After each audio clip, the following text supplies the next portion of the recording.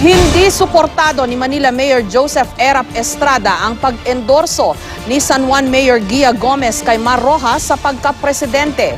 Hindi naman daw kasi nakatulong sa kanya noon si Rojas. Ayon naman sa tagapagsalita ng koalisyon ng Daang Matuwid, higit sa pag-endorso, mas mahalaga sa kanila ang pahayag noon ni Erap na si Rojas daw ang pinaka-qualified para maging Pangulo ng Pilipinas. May report si June Veneracion. Hindi sikreto ang relasyon ni dating Pangulo at ngayong Manila Mayor Joseph Estrada kay San Juan Mayor Gia Gomez. Pero magkaiba ang napupusuan nilang kandidato sa pagkapangulo.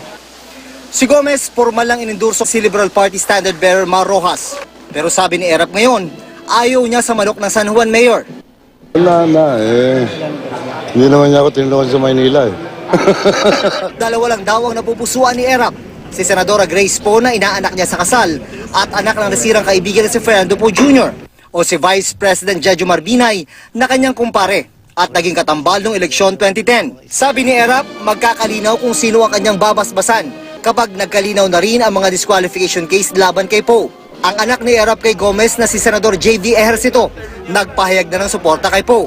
Sabi ni Erap, ito raw ang unang pagkakataong hindi solid sa isang kandidato ang kanyang pamilya. Everybody's free in the family to choose. Basta't ang bawat miyembro ng pamilya Ejercito, isa lang daw ang batayan kung sino ang susuportahan sa pagkapangulo. Yung taong mas nakatulong sa kanila. Dahil sabi ni Erap, ang kanyang pamilya marunong tumanaw ng utang na loob. Patuloy na sinisikap ng GMA News na makuha ng pahayag si Rojas. June Veneracion, GMA News.